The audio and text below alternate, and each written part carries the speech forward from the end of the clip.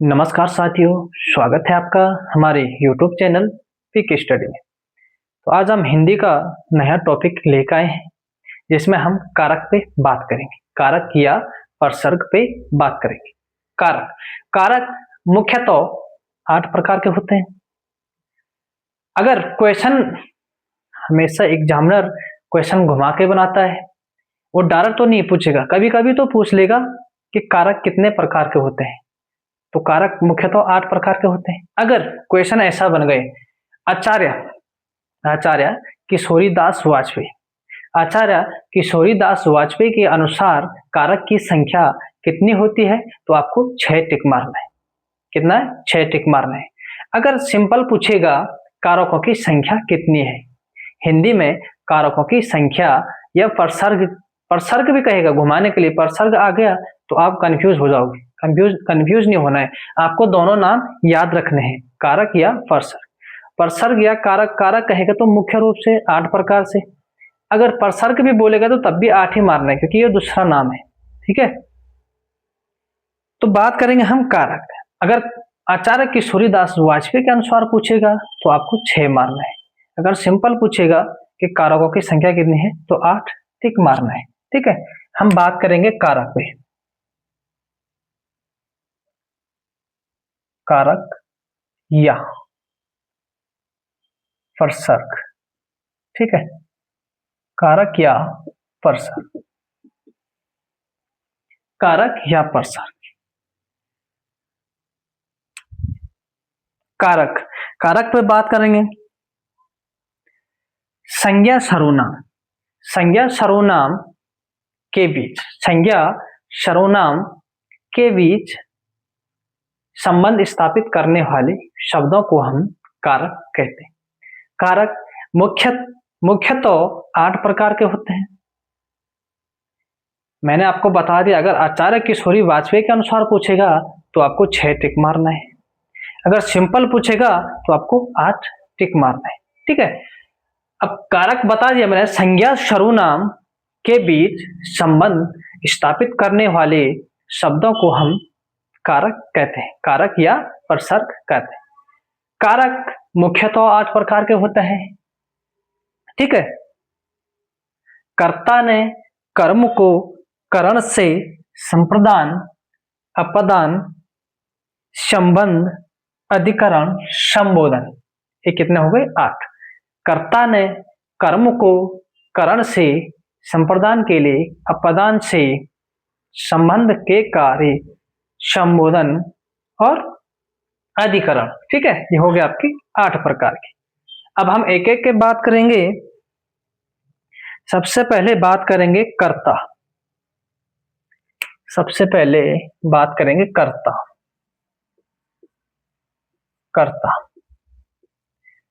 कर्ता कारक। कर्ता का मतलब अर्थात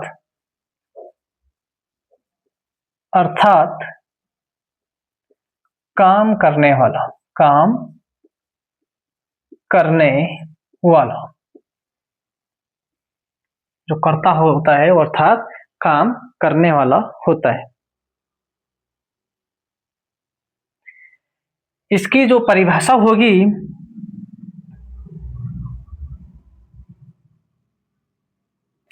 शब्द के जिस रूप से क्रिया या कार्य करने का बोध होता है उसे हम कर्ता कहते हैं। ठीक है, क्या कहेंगे? शब्द के जिस रूप से क्रिया। ठीक है, लिख देते हैं, शब्द के जिस रूप से, शब्द के जिस रूप से क्रिया करने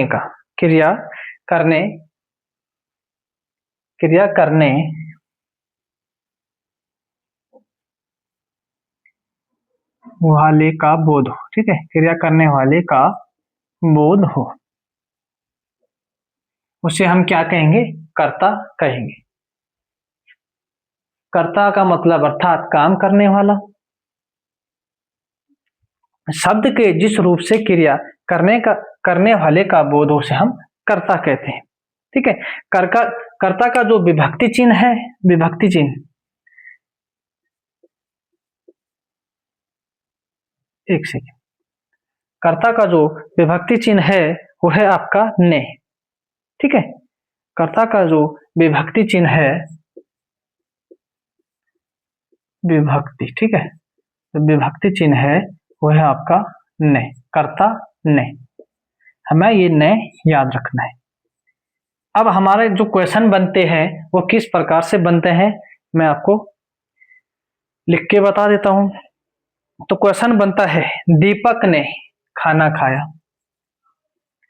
दीपक ने खाना खाया। दीपक ने क्या खाया? खाना खाया। ने हमारा क्या हो गया? विभक्ति चिन्ह हो गया है। दीपक हमारा क्या हो गया? कर्ता हो गया है। ठीक है। खाना खाइए हमारी क्या होगी? क्रिया हो गई। ठीक है। इस चीज को समझोगे ना आप तो इसमें कोई दिक्कत नहीं होगी। शब्द के जिस रूप से क्रिया करने वाले का बोध हो, इसमें किसका बोध हो रहा है? क्रिया करने वाले का बोध हो रहा है। ठीक है। दीपक हो गया आपका कर्ता, ने आपका विभक्ति चिन्ह हो गया है कर्ता का। ठीक है। खाना खाया ये आपकी क्या हो गई? क्रिया हो गई है। ठीक है। ये आपको समझ आना चाहिए। अब बात करते हैं अगला क्वेश्चन। अगला क्वेश्चन है आपके पास, अध्यापक ने बच्चों को पढ़ाया। अध्यापक ने बच्चों को पढ़ाया। अध्यापक आपका क्या हो गया? कर्ता हो गया है। ने आपका विभक्ति चिन्ह हो गया है। क्या हो गया? विभक्ति चिन्ह हो गया है। बच्चों को पढ़ाया। पढ़ाया ना, पढ़ाना या पढ़ाया आपका क्या होगी? क्रिया हो गई है। तो ये रहा आपका कर्ता कारक। मैं उम्मीद करता हूं कि आप लोगों के समझ में आया होगा। ठीक है। अब अगला बात करते हैं, कर्ता हो गया, अब कर्म की बात करते हैं। अगला जो आता है कर्म, कर्ता हो गया है, अब कर्म की बात करते हैं। कर्म, कर्ता ने कर्म को, ठीक है, इसका जो विभक्ति चिन्ह है, विभक्ति चिन्ह है कर्म को, कर्ता ने कर्म को करण से, संप्रदान के लिए, अपदान से, संबंध का के की रारेरी, अधिकरण में पर, संबोधन हे हरे राम। तो ये आपका अब है कर्म पे बात करेंगे। कर्म, कर्ता ने कर्म को, इससे पहले कर्म पे बात हुई है,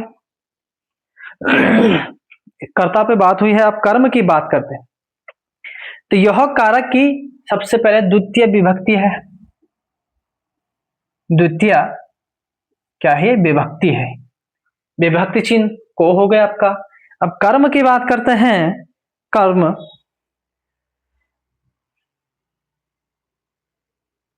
वाक्य में क्रिया की कार्य का फल अगर जिस पर पड़ता है, ठीक है, वाक्य में क्रिया के कार्य का फल जिस पर पड़ता है उसे हम क्या कहेंगे? कर्म कारक। क्या कहेंगे?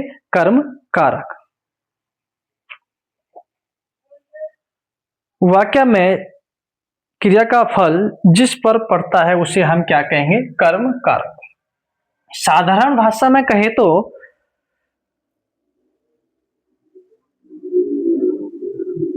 जिस पर किए गए कार्य का प्रभाव पड़ता हो उसे हम क्या कहेंगे? कर्म कारक कहेंगे। लिख देते हैं, वाक्य में, वाक्य में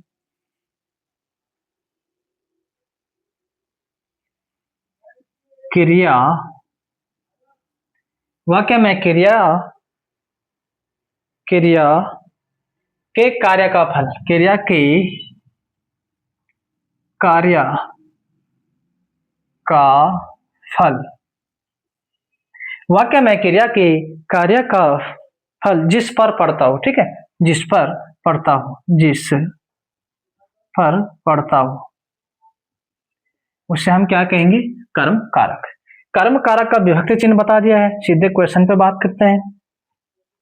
कर्म कारक पे बात हो गए, क्वेश्चन पे बात करते हैं। क्वेश्चन है आपका, मां ने बच्चे को सुलाया। मां ने बच्चे को सुलाया। किसने सुलाया? मां ने बच्चे को सुलाया। ठीक है, को हमारा क्या हो गया? विभक्ति चिन्ह। विभक्ति चिन्ह क्या होगी? को। मां क्या होगी? मां होगी आपकी कर्ता। ठीक है, ये है आपका कर्म।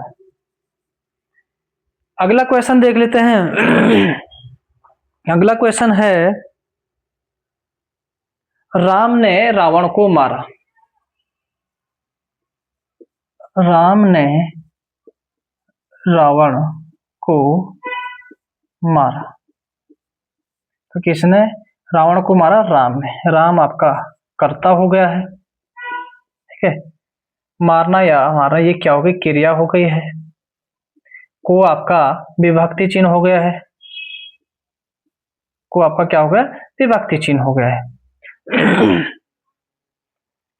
तो ये है आपका कर्म कारक। कर्म कारक कर्ता हो गया, कर्म हो गया है। अब बात करेंगे तृतीय विभक्ति करण से। करण से पे बात करेंगे।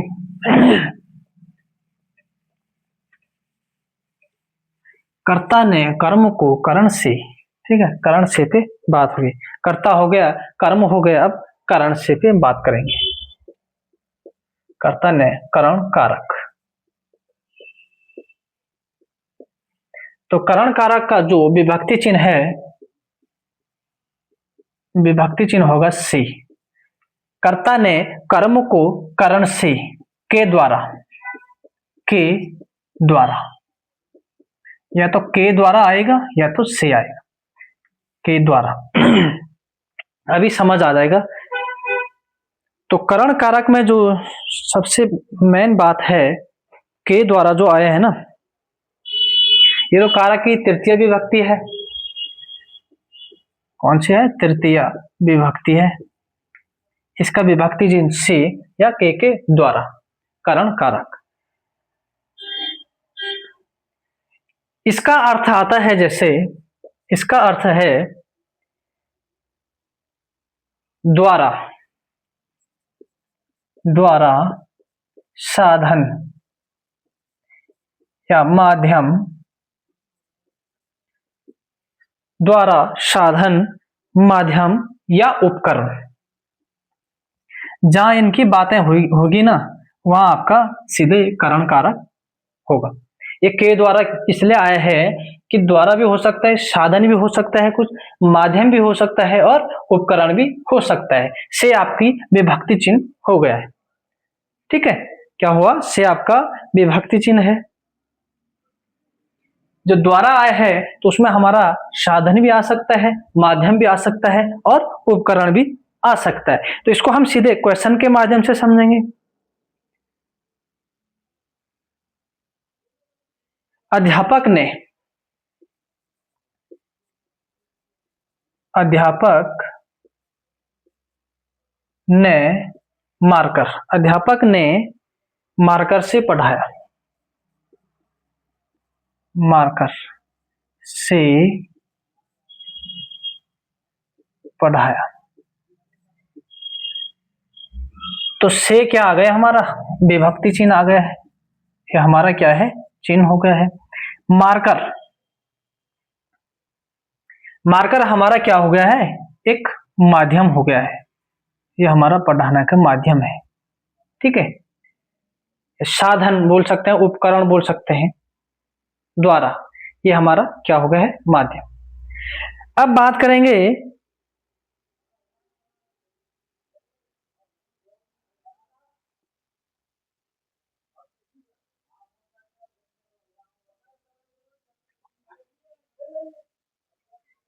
अब बात करेंगे सोहन। सोहन बस से दिल्ली गया। सोहन सोहन बस से दिल्ली गया। तो से हमारा विभक्ति चिन्ह हो गया है, विभक्ति चिन्ह हो गया। बस हमारा क्या हो गया, साधन हो गया जाने का। बोला था ना, साधन माध्यम उपकरण की बातें आएगी तो आपका करण कारक होगा। ठीक है, तो यह है आपका करण कारक।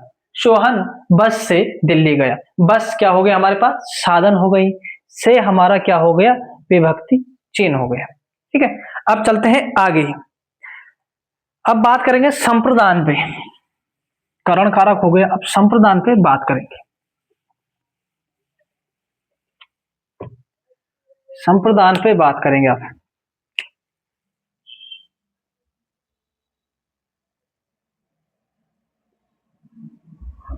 किस पे बात करेंगे, संप्रदान।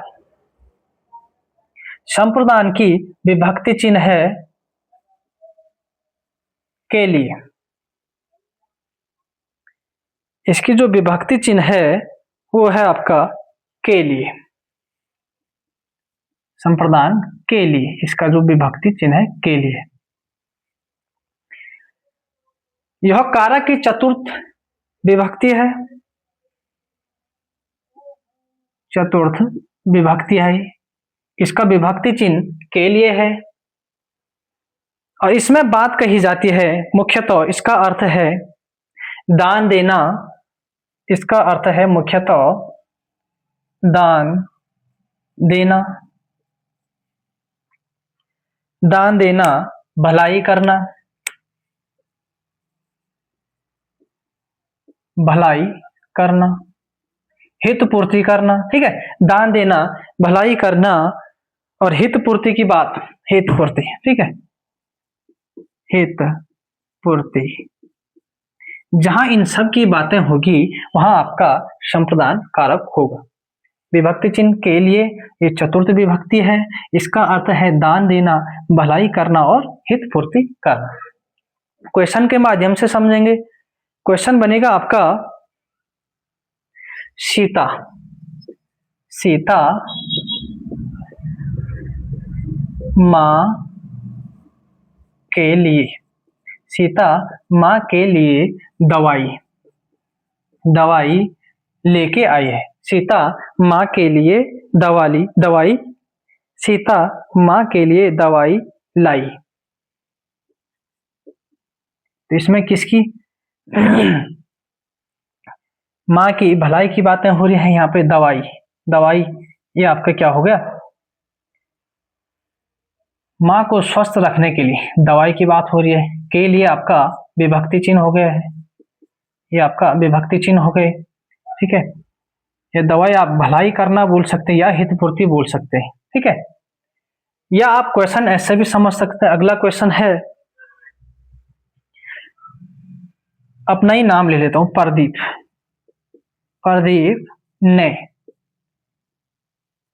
भिखारी, भिखारी को भीख दी, भीख दी। प्रदीप ने भिखारी, भिखारी को भीख दी। ठीक है, तो प्रदीप ने किसको दी, भिखारी को भीख दी। तो भला ये दान देने की बात हो रही थी ना, तो ये आपका दान देना हो गया है। किसी को देना या किसी की भलाई करना, ये आपका सब संप्रदान कारक में आता है। आपको क्या याद रखना है, सबसे पहले तो के लिए याद रखना है, उसके बाद इन चीजों को भी अपने दिमाग में याद रखना है। दान देना, भलाई करना, हित पूर्ति करना। कभी कभी जैसे अभी बात हो रही थी ना, यहाँ पे के लिए विभक्ति चिन्ह यहाँ पे लोप हो गया है, विभक्ति चिन्ह आया ही नहीं है। देखो के लिए कहीं आया है, नहीं आया है। तो यहाँ पे किसकी बात की गई, भिखारी को भीख दी गई, दान देने की बात की गई है, भलाई करने की बात की गई है। ठीक है, तो ये आपका संप्रदान कारक है। अब अगला देखते हैं, संप्रदान भी हो गया आपका। अगला बात करते हैं अपादान से। संप्रदान के लिए अब अपादान से बात करते हैं, अपादान कारक की बात करते हैं। किसकी बात करते हैं? अपादान, अपादान कारक।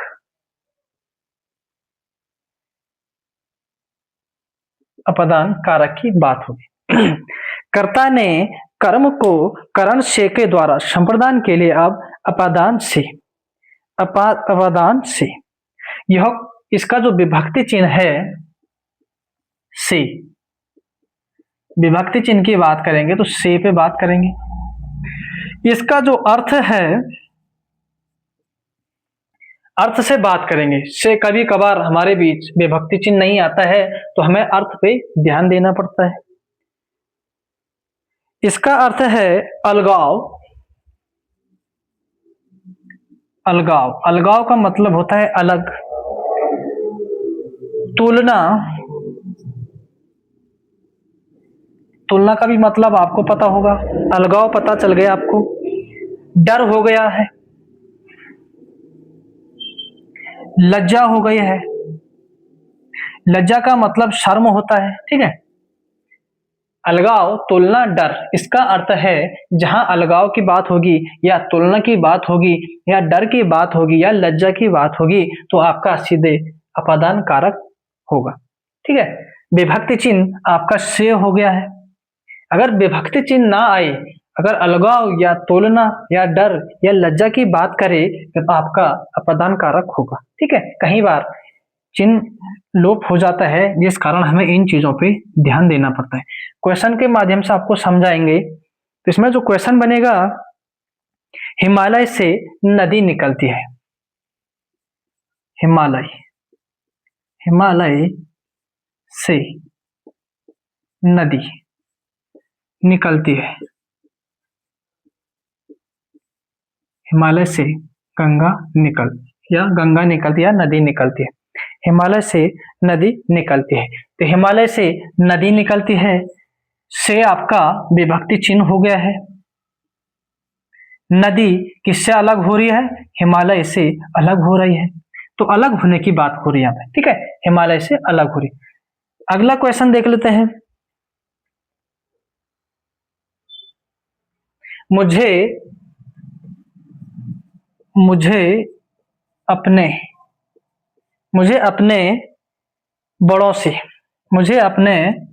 बड़ों से शर्म आती है। किससे आती है? अपने बड़ों से शर्म आती है। से विभक्ति चिन्ह हो गया है, शर्म, लज्जा हो गई है, ठीक है। तो यह है आपका अपादान कारक। इसमें और भी क्वेश्चन बनेंगे, जैसे मोहन, तुलना की बात करेंगे ना, मोहन सोहन से लंबा है या मोटा है, तुलना की बात होगी। डर की बात होगी तो डर में जो क्वेश्चन बनेगा आपका, मुझे सांप से डर लगता है या मुझे बाघ से डर लगता है, तो ये डर हो गए। लज्जा होगी, तुलना होगी और अलगाव हो गए, तो यह है आपका अपादान कारक, ठीक है। अपादान हो गया है। अब बात करेंगे संबंध, ठीक है। कर्ता ने कर्म को करण से के द्वारा संप्रदान के लिए अपादान से संबंध का की। अब संबंध की बात करेंगे। संबंध कारक, संबंध कारक, संबंध कारक। तो संबंध कारक में जो हमारा विभक्ति चिन्ह है वो है आपका का, के। इसका जो विभक्ति चिन्ह का, के, की, रा, रे और री, ये सारे क्या है? संबंध कारक के विभक्ति चिन्ह। क्या है? विभक्ति चिन्ह।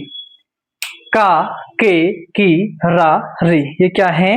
विभक्ति चिन्ह। यह कारक की छठवां विभक्ति है, ठीक है, छठवां। इसको हम संस्कृत में षष्ठी लिख सकते हैं, षष्ठी, संस्कृत में षष्ठी, ठीक है।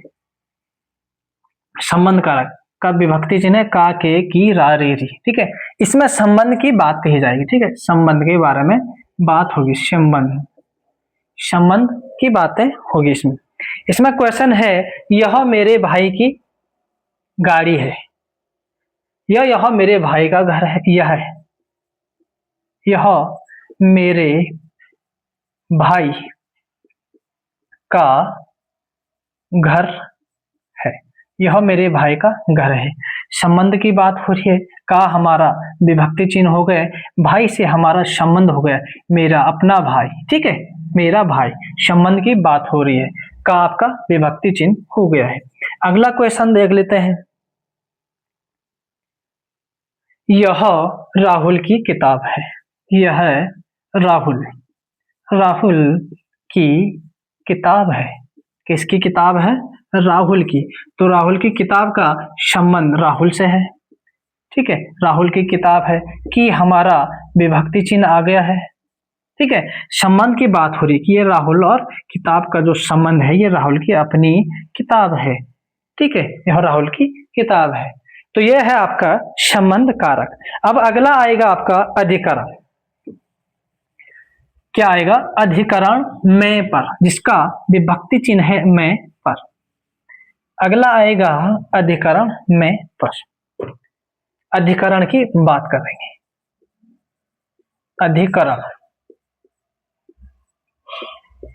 अधिकरण का जो विभक्ति चिन्ह है वह है में पर।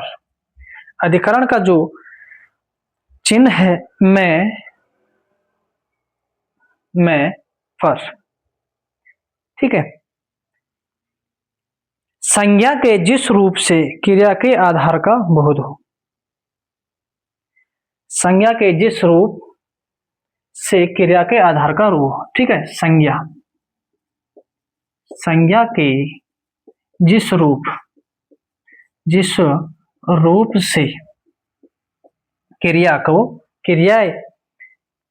रूप से क्रिया के आधार का बोध हो, क्रिया के आधार का बोध हो,